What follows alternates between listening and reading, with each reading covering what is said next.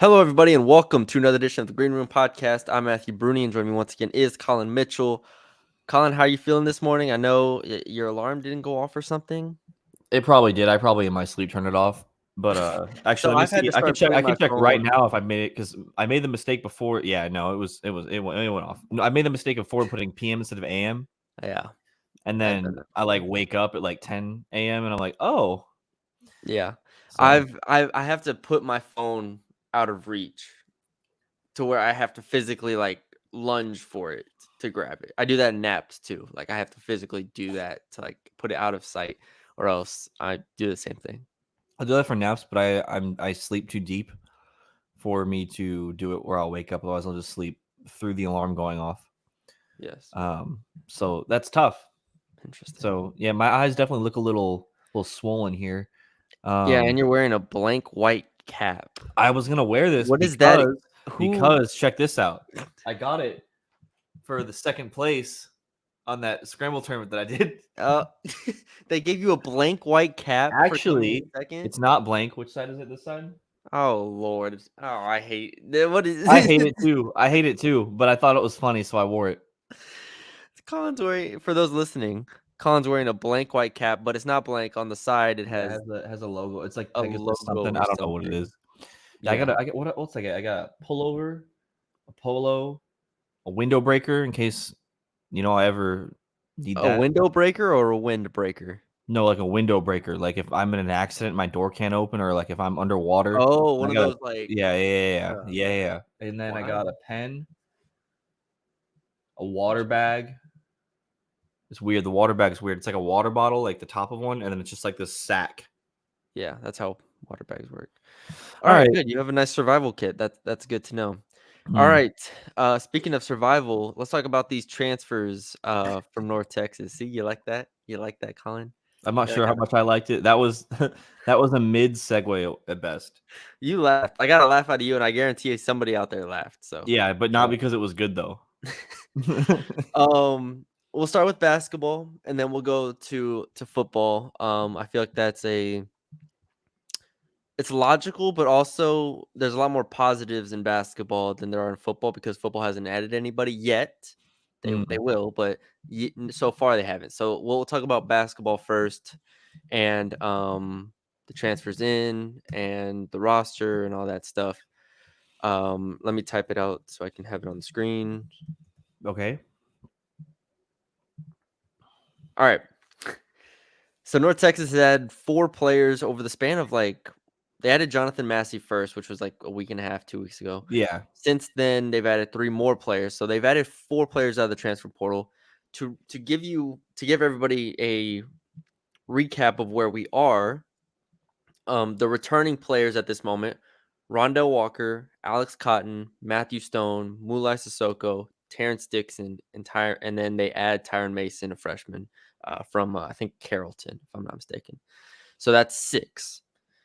So the scholarship limit is 13 in college basketball. So you have 7 spots to fill. We've already talked about the departures. Robert Allen's out of eligibility. Then Jason Edwards, CJ Nolan, Reuben Jones, John Buggs, and Aaron Scott are the 5 that transferred out. We can talk about them later. But as far as the additions go, and they got 2 additions yesterday.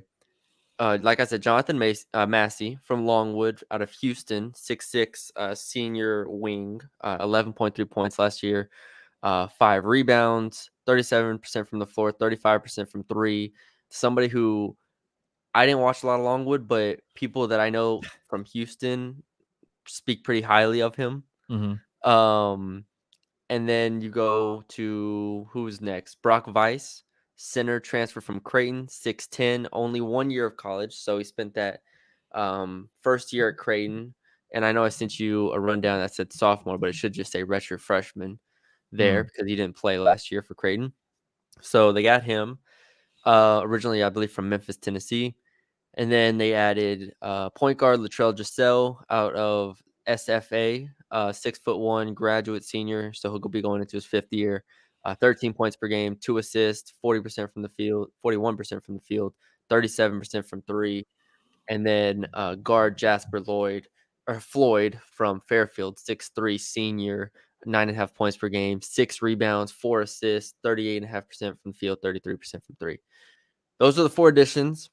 Which one do you want to start with in terms of like the one you're most excited for? One I'm most excited for is me Brock Weiss. I think it's going to be. I think he, based off of just the accolades that he had out of high school and the fact that he was going to Creighton, I think just shows you the talent level that he's capable of.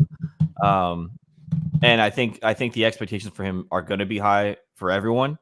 So I think he's my most exciting guy. I mean, I think he's listed higher than 6'10". I could be wrong.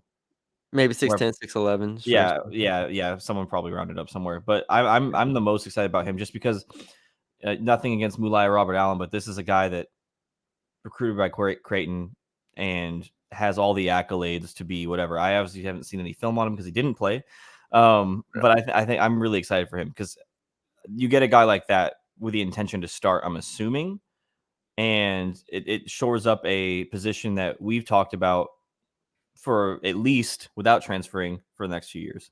Yeah. I do like how young he is, Yep. right? Like to where Mhm. he's redshirt freshman to where you can get a few years out of him. Um, I also like, unlike Robert Allen, and again, Robert Allen was very good last year. He's hefty, right? He's big. He's a big boy. 6'10", and I think 6'10", 250, something like that. Yeah. Like he's going to be a body. So I'm interested to see defensively how that looks. Because maybe he's not that quick, but I do think that is huge from the center perspective to have him and Mulai Sissoko. Now you have 2 guys that are really strong and can hold down the middle. Um, we're gonna talk about needs later on, but I wouldn't be surprised if they got like another center potentially. Yeah. Just because like those are the only 2 really like guys that can play the 5, and usually most teams carry 3 guys that can play the 5, I think mostly. Um, so we'll see. Also because Chris Morgan transferred out, and who else? Christian Moore transferred out as well. Those are 2 other. I didn't mention them in the Yeah. departure, but okay. There's Brock Weiss, also really Uh, cool name. Before we move on, I did Oh, want to sorry. name a couple of his accolades. Finalist for Mr. Tennessee basketball or Tennessee Mr. Basketball, sorry. Yeah. And then the number 3 player in the state of Tennessee and the nation's number 32 best center prospect coming out of high school by 24/7 Sports. Yeah, I So, think he was a high 3-star, yeah. high 3-star guy, So, which, that's pretty exciting to me. yeah. I let's talk about Latrell Giselle, and I believe I'm saying his name right. I've covered him with SFA, like, I've watched SFA games because I do that Dave Campbell's podcast, Yep. and, Latrell Giselle, 6'1", graduate senior this upcoming season. I love the experience that he has. Like, he was the lead guard for SFA the past 2 years, and Mhm. before that, he was, like, a starting guard for SFA. So, like, he has experience on SFA teams that were pretty good in the WAC, year over year, and if you look at his career stats, he shot over 37% from 3 every single season. Like, I think 1 year he hit 40%, and then this year he's back at 37%, but he's been like 37, 37, 40, 37 from 3. Yeah. And so you're getting a bona fide shooter. The 2-point percentage isn't bad either. He finished, I believe it's around like 44, 45%, something like that.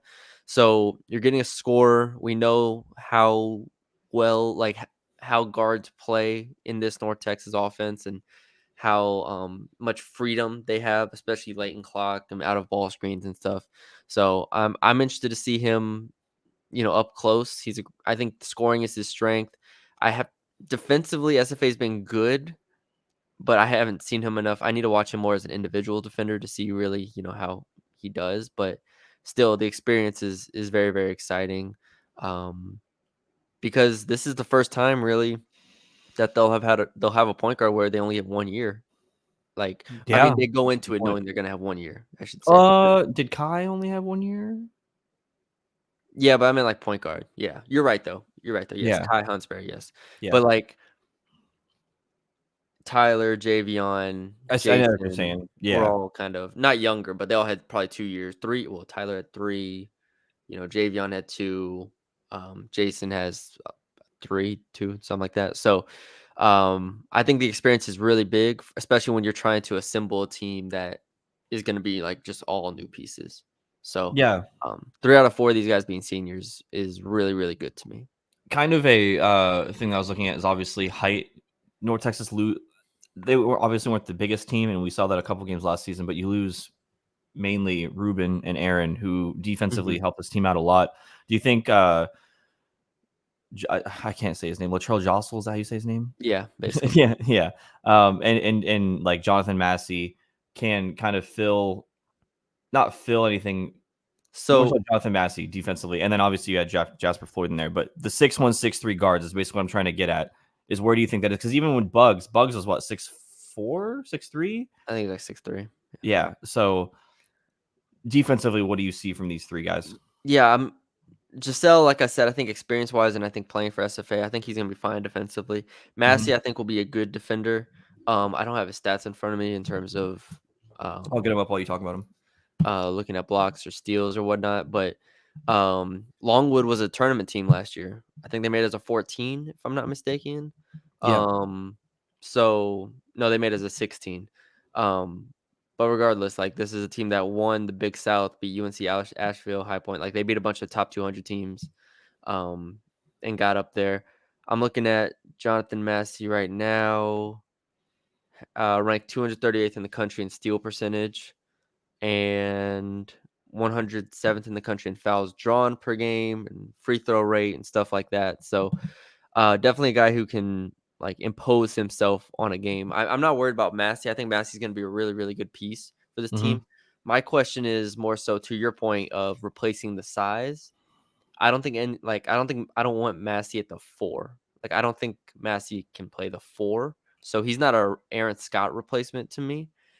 And if we start talking about like what they need, I believe they have 3 scholarships remaining.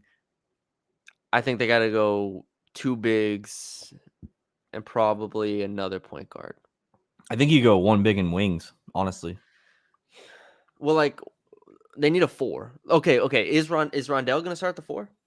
No, but I think no. Okay, I guess I think you need a They more don't have a physical 4 on this wing. roster. But I think you should just get a more physical wing than getting a true 4. So you But have wasn't it a roster. problem last year? Like Aaron playing the 4 at times last year was kind of a struggle. I think there is maybe it is take just another forward slash. If you can find like a hybrid, maybe like a 6'9" guy that can play both, Yeah, like maybe that's the answer. But I think ideally I would want at least a 6'9" guy that can play the 4 consistently. And then I mean I think they probably need another point guard. Cotton, okay, look, I think Alex Cotton's gonna help this team this year. He's yeah, 6'5". Obviously we already know Rondell probably is gonna start this year, but he's about what, 6'5", right? Six yeah. I five, think six six six. five. Yeah, Matt Stone is 6'4". So like there's 3 right there. Freshman Tyron Mason, who I don't know if he can contribute, but he's 6'6". Like I don't know if Terrence Dixon can contribute this year or not, but he's a forward more so. So maybe I've left him out. But like they have wings, they have 6'5" guys, but they don't have a yeah, 6'9" guy. yeah. Like No, I know. I get what you mean. Sissoko and Vice are their only guys that right now that are probably over like 6'6". So Yeah, I it's think not they great. need it. I think they need 2 bigs. That's where I've landed with So this. two They need bigs 2 and a bigs, guard for you, huh? 2 bigs and a guard. Because I'm fine on the wing. What kind of guard you looking for? That's a good question. Probably a JUCO. Well, I meant like like style I play. know, but like kind of like a.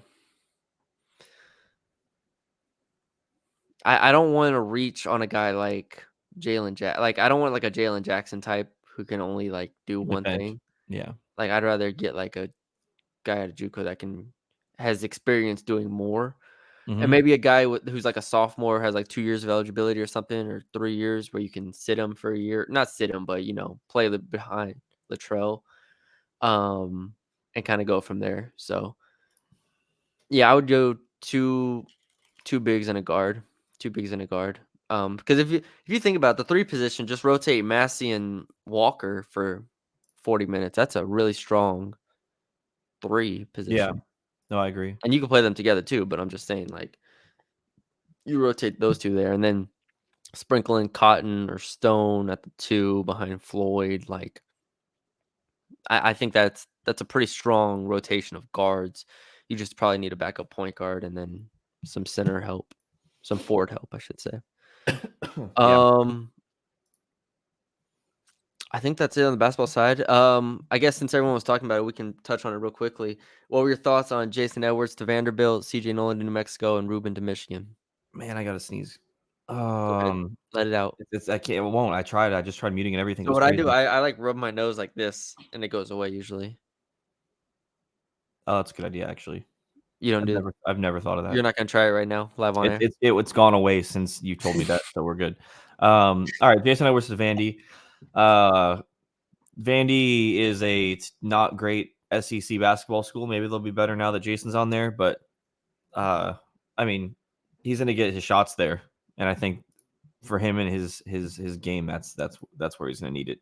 You want me to just go through everybody, then you go through everybody, or are we gonna go one by one? We can go one by one. All right. So what do you think about Jason? You know the SEC a lot better than I do, obviously. So obviously, like this is two things. The first being, well, three things. The first being Vanderbilt last year was not good, 9-23. The 2 years before that, they were actually pretty solid, right? But historically in the SEC, Vanderbilt's been a doormat. Like, just they're not going to win more than like 5-6 games in the conference. Second thing is Jason Edwards needs to have the ball and needs to shoot the ball to be effective. And we know that, we saw that, and that's how he wants to play. I think he will have those opportunities at Vanderbilt. So that makes sense to me. And North Texas, as much as it is like guards do your thing, Cook, all that stuff, he had a higher usage percentage than Tyler, like significantly. And then I think he might have even had he was up there with Javion in terms of usage. But Javion had that usage, but was assisting off of it, right? Jason, way more than Jason was. Jason wasn't really, I think he had like 1.5 assists per game. So if you ask North Tech, like Ross Hodge and Grant McCaslin, it's like we want our point guards to have the ball, but we don't want them to only be scoring. Like their only asset is their score. I think he goes to Vanderbilt, and I think he's going to just be able to shoot the ball 20 times per game. So that's why, from my perspective, it makes sense. And then I do think, like Jason Edwards, straight when he transferred, hired an NIL agent. Like he hired an agent immediately, going into the portal. Yeah. So he obviously made some money on this decision going to Vanderbilt. Like Vanderbilt paid him well to go here. Also, it's a great school. So hey, yeah, and it's yeah, it's Vandy. So you're getting paid more. You're gonna get to shoot 20 times per game without having to play defense like you had to at North Texas. There's a lot less stress there. Yes, you're gonna lose a lot more games than you did at North Texas, but ultimately he's not going to play in the NBA. Like he's gonna go play overseas somewhere in a few years. Like this is a guy who is a great scorer. He's gonna score a lot of points in the SEC. He'll be on those like leaderboards when you look at like the top scorers in the SEC as top 10 scorers or something. And that's enough for him. And he's getting paid and he's going to a good school. So I just think it makes a lot of sense. I don't know why people act like it doesn't make sense just because it's a worse, which it is. It's a worse basketball program than North Texas at this moment. But that's not all that matters here. All right, let's move on to Ruben. We'll do CJ last. Yeah. Ruben Jones to Michigan. Massive. Hey, that would be my second team if I wasn't a Texas fan, because I was going to go to Michigan when I lived in Michigan. Colin is from Michigan, everybody. For those who don't know. I was going to go to Michigan. Michigan Twitter loves what Dusty May's doing. If he was able to get John L. Davis up there, that would be just an insane team. Bro, we could have had Ruben and John L. Davis on the same team. It would have been a little bit of a different Michigan team over the last couple of years. But no, Ruben going there, I think that, honestly, I don't know what I expected when he transferred, like where he'd go. But for him to go to Michigan, I feel I'm really happy for him, because he's going to get a lot of eyes on him. He's playing in an incredible basketball conference, and if he's able to do what he does, he's got the body and the skill set to possibly make it to the NBA. So I mean, it's a great spot. I don't know. I can't really say much else. So I think this is best case scenario for him. Yeah, obviously we were never mad at Ruben for transferring because of what he accomplished at North Texas and what he did for the program. Like I said when I had Tyler on, him and Zach Simmons are the two pillars of North Texas basketball to me. Yeah, like for the past 7-8 years. So I was excited for him to get an opportunity, and then he goes to Michigan with Dusty May, and I would wish he could have played alongside John L. Davis because that team. And then they added like an Alabama transfer. They've added dudes, and you're just like, man, that's a Yeah, team. Michigan's gonna be good. So I'm very, very excited. I think he's going to get the ball a lot. I think he's going to be able to, especially now that John L's not on the team, like he's going to be able to create a lot, defend high level. We get to see his defense on a bigger stage. Like, just stay healthy, ball out. Ruben is going to have a really, really fun year for Michigan, and I'm excited to watch that. Now here's the question: if he does go to the NBA, who claims him? No, I'm claiming him. We're claiming him. I'm claiming him. All right, last one. CJ Nolan to New Mexico. This one, I don't know, on the surface felt weird. New Mexico is not an amazing. I mean, they have a lot of fans, but in terms of tier of programs, I'm not gonna go like this is a huge jump for anybody. I guess my main thing is I'm gonna talk through it with you real quick, and you can agree or disagree with me. Is you transfer to North Texas, you have the whole coming home thing. You're cool, you're here, you get the ball in your hands. Probably still gonna happen next year, and then you go west to New Mexico. It just feels odd. I don't know. I don't. Obviously, he wanted to go there, but it just doesn't feel like it feels more like a lateral move than it does a what do you call it? Vertical move, I guess. I guess so. Sure. Yeah. Step up. Step up. Yeah. New Mexico this year had its best season since 2013. Last year was 66th in Ken Palm, so respectable. But before that, they had about 8 years where they were outside the top 100 in a row in Ken Palm. Yeah. So New Mexico under Richard Pitino, obviously Rick's son, has turned it around a good amount. I think from a basketball perspective, I would make the argument to him, and I'm sure Ross did, that, regardless of who we bring in, like around you, you're probably going to be 1 or 1A, or maybe at worst 2 in this offense. Like, you're going to be the guy in this offense. Mm-hmm.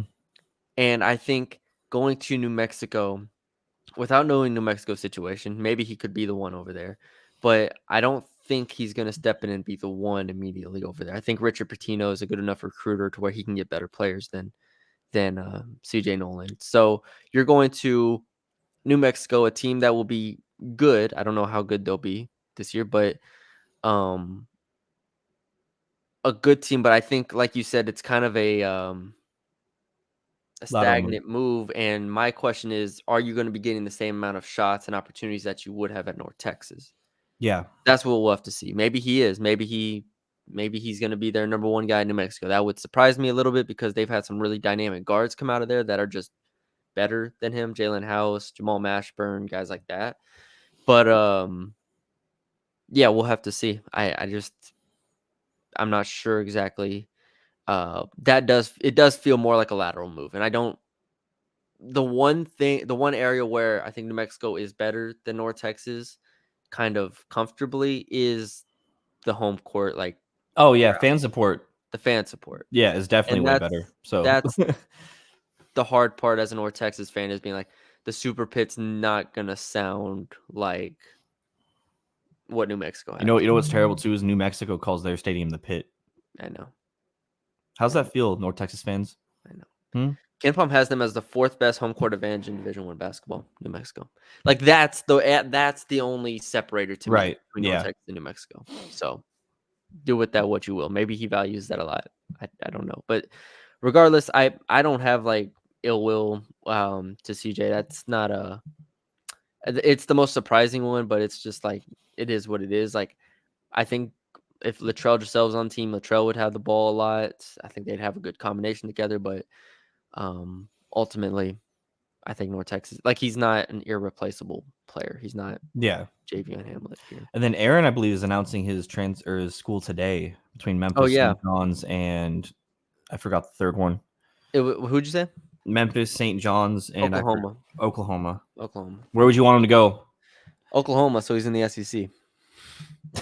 I forgot they're in the SEC. That's what I want. I want him to come to the SEC, and I want to see him. Not because I don't, no, again, not because I think he'll do bad or anything like that. I just want to see him. I just want him to be Play. down here. Yeah, I get what you're saying. I covered the SEC, so I want to see him in the I think SEC. Oklahoma's probably in terms of pedigree. I mean, Memphis obviously in the past, but Yeah. not really recently. Well, St. John's has Rick Pitino as their coach, so No, I know, but like I feel like it's Oklahoma gets more eyes on it too. and Oklahoma's closer to Yeah. obviously not only North Texas but Houston, where he's from, so that makes sense to me. Man, wouldn't it be just a freaking shift going from Ross Hodge to Patino, where at press conferences is literally telling him that he doesn't want to be alive after a game goes bad? Right. That would be something. So yeah, Aaron, best of luck. Just don't go to Memphis. Which Yeah, I don't. please. I don't know. Maybe Memphis drops a stupid bag and pays him X amount of dollars. Hate But Memphis. Hate Memphis. don't go to Memphis. Just don't Is go. Memphis worse than SMU? Because the thing about SMU is that they had a lot of money, but they never did anything with it. Whereas Memphis can drop a bag and you got Penny Hardaway. Like, you know what I mean? How do I word this? SMU is like the how do I word this?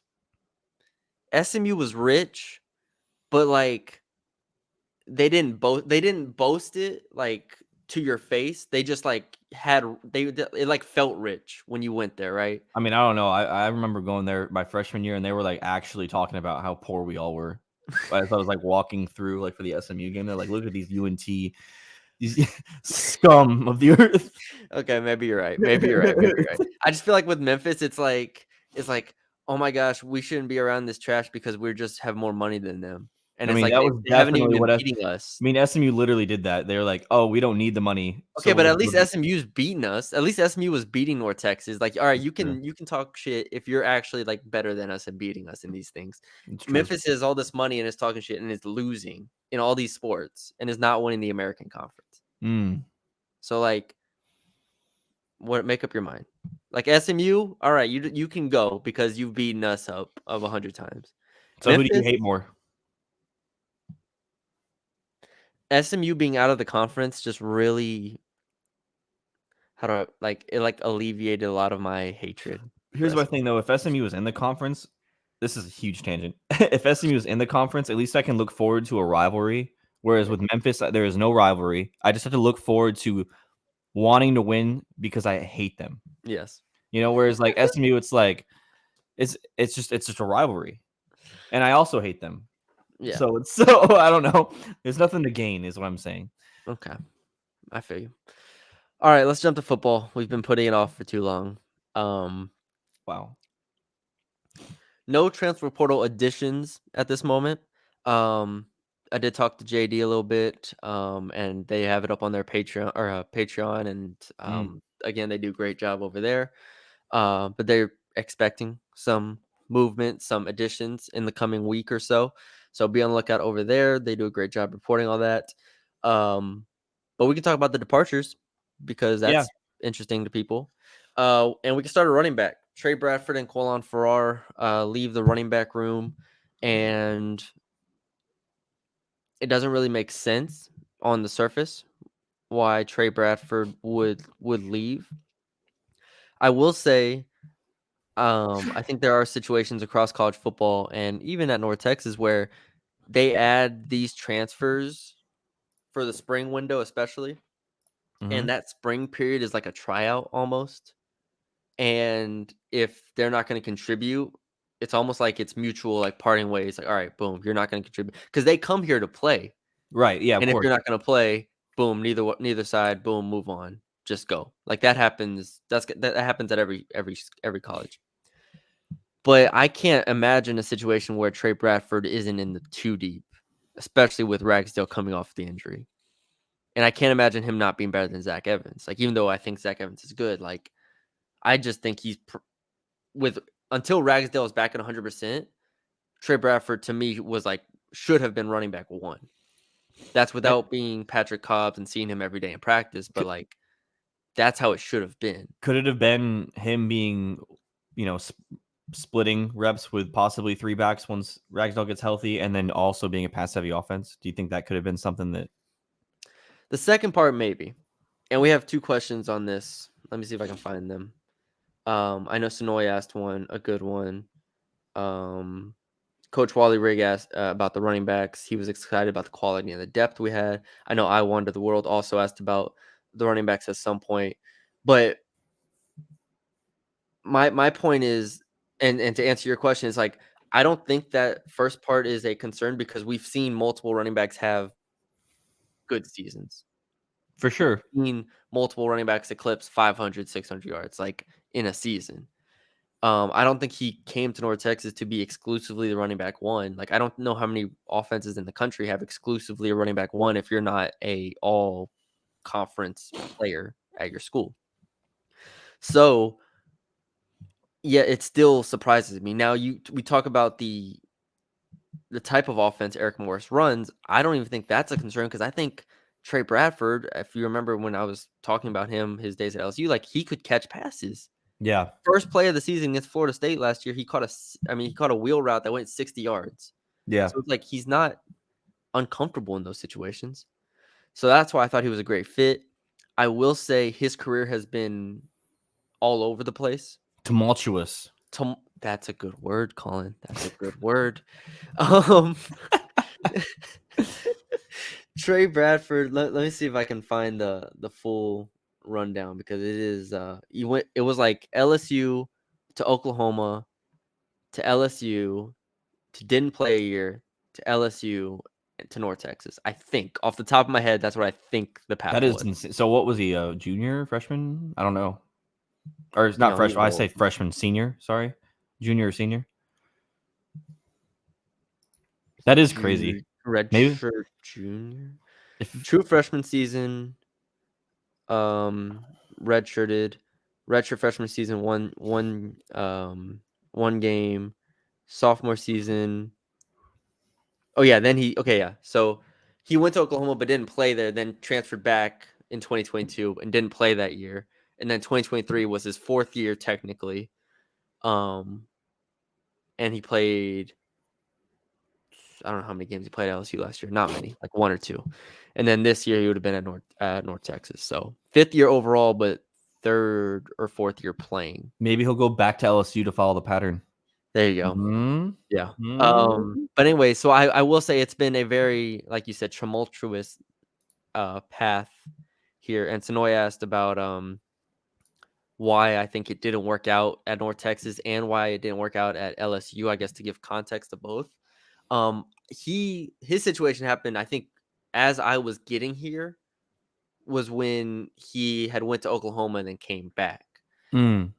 From what I understand, he's not a like locker room cancer or anything like that. I think he's just indecisive as a person. And that's hard to do in college football, especially when you have the transfer portal era that allows you to be indecisive.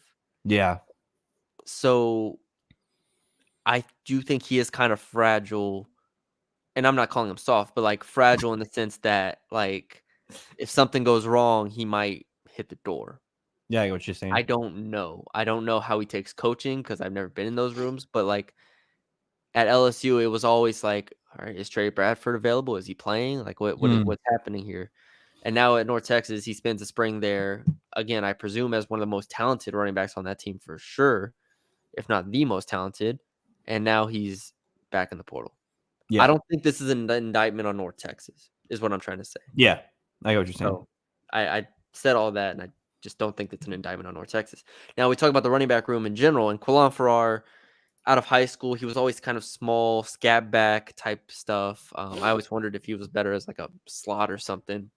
But now your running back room is Zach Evans, the transfer from Minnesota, Kuiper Ragsdale, who obviously is coming back from injury, Kiefer Sibley, freshman, and Sean Wara, who I don't remember if Wara is a freshman or if he's just a regular sophomore. Regardless, that's your running back room. Yep. They're going to add another running back or two. Like they're going to add another running back or two. And people ask why I'm not worried. It's because two things. Patrick Hobbs, year over year, has proven that he can put together a quality running back room. And two, in this offense, I just don't think it's the most important thing. In fact, I think it's arguably the least important position on this Yeah. offense.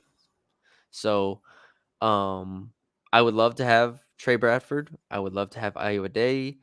But ultimately, if Zach Evans and Akaika Ragsdale can give you, and then if Kiefer Sibley or someone can step in and give you, quality snaps, I think they're going to be fine. And they're going to go get another running back or two out of the portal or a JUCO, wherever it is. So, like, I'm not worried that they lost Trey Bradford particularly. Yeah. I get what you're saying. What else? Move on. You want to just move right on to the QB? Yeah, Reese Mooney. Let's talk Reese about Mooney him. had him in the pod. Sad. The curse continues. The curse continues. I think this one makes sense. I guess. I mean, when we had the pod with JD, it was kind of like he kind of said that it was probably going to be basically everyone was above Reese Mooney. Yeah, he Is what said he kind of Stone made it and sound. Chandler Morris were above. And he said it was possibly also Cash. He said Cash Yeah. was kind of fighting for that. So he came here to play. Obviously, with him transferring, I don't think that was clearly going to happen. Yeah. So I'm not really worried about him leaving. Plus, we already all know Chandler Morris is going to probably be the guy anyways. So I don't. Yeah. It's not really going to make that big of a difference anyways. The guy that is going to be the development quarterback is definitely going to be Cash McCollum going forward. So we got two solid quarterbacks moving forward. Yep. I'm ready for Stone Earl to start game 1 next year. What would you do? What would you do if he started? I will give my undying support, Colin, because that's what we do. All right. We did not do that last time. We did not do that last time because we knew what we had on our bench. That's why. I think Chandler Morris is good, but it wouldn't stun me if Stone Earl started in the fall. What if it's Cash McCollum just starts, just out the gates, comes out as a freshman? That'd be something. It would be something. The other departures, wide receiver Jordan Smart. I Yep. think he ever had about 500 yards last year, so it has a pretty significant blow there. I still think the receiver room is pretty solid. Landon Sides, Blair Conright, Damon Ward, and then Dalton Carnes and Jacalen Carter as 2 additions there. Jeremiah Aaron, DT Sheffield. They still have Ziclo McMillan in that room as well. So the receiver room is fine. Maybe they go add one more out of the portal, looking for big game. I will say this is also the good thing about the spring period for mid majors. Honestly, even more so than the first portal window, is this second window is when a lot of those P5 backups enter the portal. Yeah. This more than in the winter period. Like, this is where after spring they're like, I'm not playing. Yeah. They're like, I'm really not playing. And then the joy of it too is that they can't leave after they come here. Yeah, so get them here for at least a year. So it's like, this is a big period where I think North Texas has like 5, 6, 7 spots available on its roster. I think you can be really aggressive, and especially with Dallas kids, and maybe try to bring them home. Like, you look at players from other schools, and I think that they could get some really solid players from big schools here. So For sure. We can wrap it up. O-lineman Justice Guillory enters the portal. That's one of those ones, like I said earlier, comes here for the spring period, transfers here, and then I guess isn't starting and transfers out. Then 2 freshmen, wide receiver Tim Madison and safety Corey Sweeney enter the portal as well. In terms of needs, like I said, I think they're definitely going to add running back.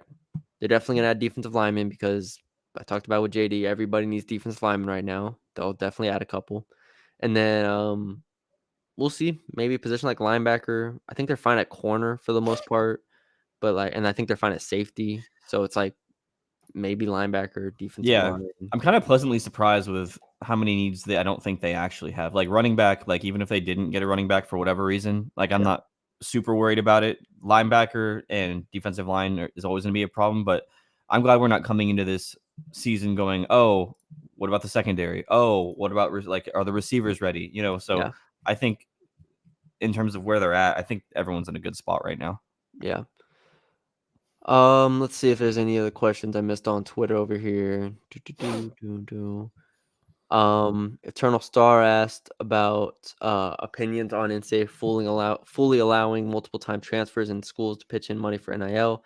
I think it's inevitable. I think this is always where it was going to go, especially with the big dogs and the big programs kind of controlling and the big conferences controlling what was going on. They were already allowing players to move around Yeah. freely because until this whole situation becomes players as employees, they have no rights to stop them. You can't put a non-compete on somebody if they're not an employee. Like if they're not employees, then they can do whatever they want Not essentially. only that, they just banned non-competes. Yeah. So like the government just like made it to Yeah. where you I can't saw, have I saw something non-competes. like that. I didn't read into it, but Yeah, yeah. I don't know if that applies to everything, but if that if that applies, then they're just not going to be a non-compete. Let Yeah. me look at that real quick. And again, the NCAA was always like, well, they're not athletes, so we're not going to pay them through the schools. And so it's like, all right, well, if they're not athletes or if they're not employees being paid through the school, then why are we restricting them from going from school to school, basically? Yeah, FTC just voted to ban non-compete agreements, so I'm assuming that it's a blanket non-compete, so she's not Yeah. So a thing again, anymore. until until this is collectively bargained and you get a like in the NBA, Players Association. like in anything, yes, Yeah. to where it is structured and you have contracts and you have negotiations and you have buyouts or whatever else you need. Like until that happens, yeah, you can't stop players from transferring. They're going to go wherever they want. And in terms of schools being able to pitch in money for NIL, is it really that different? I mean, Yeah, I mean it's the same thing. I mean, The schools are it, probably getting the money there somehow anyways. So yeah. So it's one way or the other. However the money flows, the money is flowing to players now, regardless. So, yeah, it's not a huge surprise to me as well. All right, that's it. There we go. 40 did it. minutes. Hit on all the transfers. Transfer portal podcast. Um, we'll be back next week. We'll try maybe look at getting some guests on. I was definitely gonna reach out to the new basketball players and see if they can come on the podcast. So be on the lookout for that soon. Thank you all for joining us. For Colin Mitchell's Blank White Hat, I'm Matthew Bruni. We will talk to y'all again next week.